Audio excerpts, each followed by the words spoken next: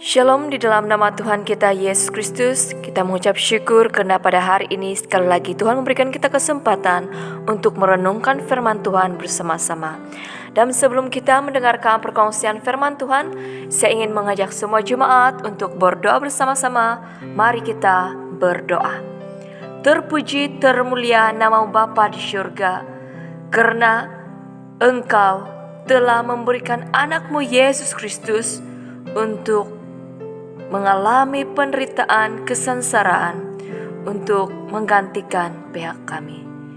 Bapa, ajarlah kami untuk benar-benar hidup seluruh dengan kehendak-Mu, dan biarlah firman-Mu yang akan kami dengar sebentar nanti ini menegur kami untuk hidup dalam pengabdian terhadap Engkau. Dalam nama Yesus kami berdoa, amin. Jemaat yang terkasih, mari kita buka Alkitab di Markus pasal yang ke-15 ayat pertama sehingga 20e, di bawah tema Yesus di hadapan Pilatus dan Yesus diolok-olokkan. Saya akan bacakan dalam terjemahan bahasa Indonesia seperti ini. Pagi-pagi benar imam-imam kepala bersama tua-tua dan ahli-ahli Taurat dan seluruh mahkamah agama sudah bulat muafakatnya. Mereka membelenggu Yesus, lalu membawanya dan menyerahkannya kepada Pilatus. Pilatus bertanya kepadanya, "Engkaukah raja orang Yahudi?" Jawab Yesus, "Engkau sendiri mengatakannya." Lalu imam-imam kepala mengajukan banyak tuduhan terhadap dia. Pilatus bertanya pula kepadanya, katanya, "Tidakkah engkau memberi jawab? Lihatlah betapa banyaknya tuduhan mereka terhadap engkau." Tapi Yesus sama sekali tidak menjawab lagi, sehingga Pilatus merasa heran. Telah menjadi kebiasaan untuk membebaskan satu orang hukuman pada tiap-tiap hari raya itu menurut permintaan orang banyak. Dan pada waktu itu adalah seorang yang bernama Barabas sedang dipenjarakan bersama beberapa orang pemberontak lainnya. Mereka telah melakukan pembunuhan dalam pemberontakan. Maka datanglah orang banyak dan meminta supaya sekarang kebiasaan itu diikuti juga. Pilatus menjawab mereka dan bertanya, "Apakah kamu menghendaki supaya ku bebaskan raja orang Yahudi ini?" Ia mengetahui bahwa imam-imam kepala telah menyerahkan Yesus karena dengki. Tetapi imam-imam kepala menghasut orang banyak untuk meminta supaya Barabaslah yang dibebaskannya bagi mereka. Pilatus sekali lagi menjawab dan bertanya kepada mereka, "Jika begitu, apakah yang harus kuperbuat dengan orang yang kamu sebut raja orang Yahudi ini?" Maka mereka berteriak lagi, katanya, "Salibkanlah dia." Lalu Pilatus berkata kepada mereka, "Tetapi kejahatan apakah yang telah dilakukannya?" Namun mereka makin keras berteriak, "Salibkanlah dia." Dan oleh karena Pilatus ingin memuaskan hati orang banyak itu, ia membebaskan Barabas bagi mereka, tapi Yesus disesanya lalu diserahkannya untuk disalibkan. Kemudian serdadu-serdadu membawa Yesus ke dalam istana, yaitu gedung pengadilan, dan memanggil seluruh pasukan berkumpul. Mereka mengenakan jubah ungu kepadanya, menganyam sebuah mahkota duri dan menaruhnya di atas kepalanya. Kemudian mereka mulai memberi hormat kepadanya, katanya, "Salam, hai raja orang Yahudi." Mereka memukul kepalanya dengan bulu dan meludahinya dan berlutut menyembah dia. Sesudah mengolok-olokkan dia, mereka menanggalkan jubah ungu itu daripadanya dan mengenakan pula pakaiannya kepadanya. Jemaat yang terkasih, tema kita pada hari ini adalah penetapan hukuman salib. Yesus menghadapi cabaran demi cabaran ketika dia sudah ditangkap. Penderitaan demi penderitaan dan siksaan demi siksaan Terpaksa dia tempuhi untuk satu tujuan yang mulia, untuk menanggung hukuman bagi pihak kita. Dalam ayat pertama sehingga kelima, di sini menerangkan di mana pada waktu pagi-pagi sekali para pemimpin-pemimpin agama telah bersepakat untuk menghukum Yesus. Oleh itu mereka membelenggu Yesus lalu menyerahkannya kepada Pilatus. Ketika Pilatus melihat Yesus, dia pun bertanya tentang diri Yesus. Imam-imam kepala tetap berusaha untuk membuat tuduhan-tuduhan kepada Yesus, tapi Yesus tetap berdiam diri. Yesus tidak berusaha untuk membela dirinya, tetapi dia berdiam diri demi untuk menerima setiap tuduhan-tuduhan itu bagi pihak kita.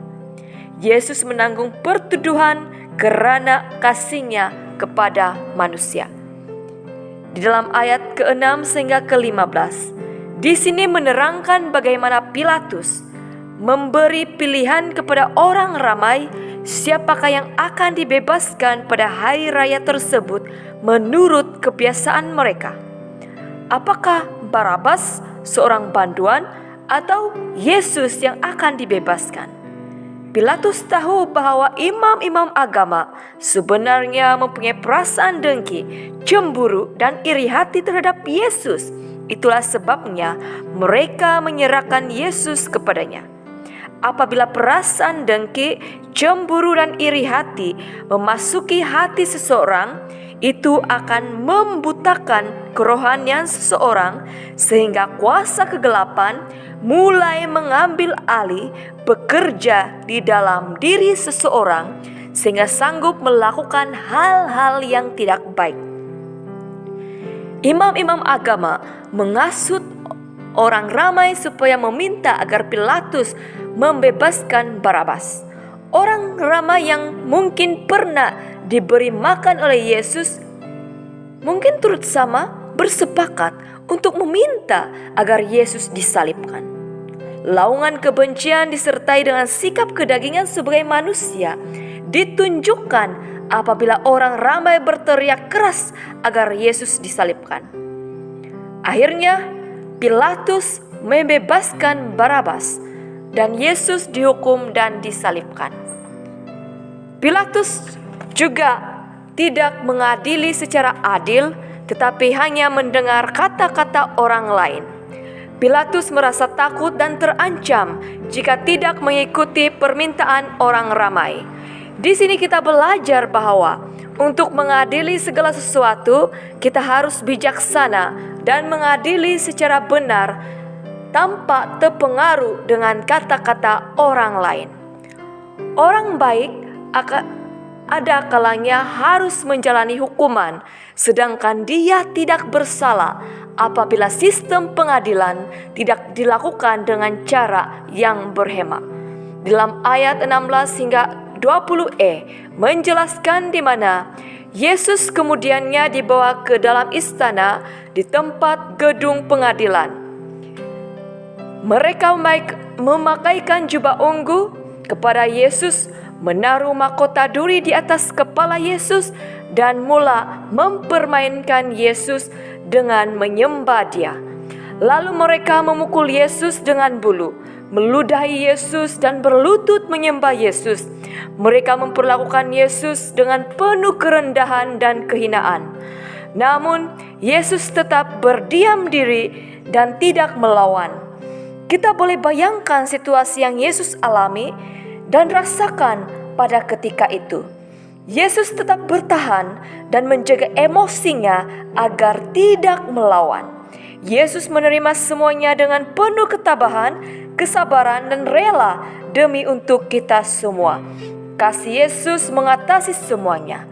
Jemaat yang dikasihi, mungkin kita juga pernah mengalami pengadilan yang tidak benar, sehingga kita dihukum meskipun itu mungkin bukan salah kita.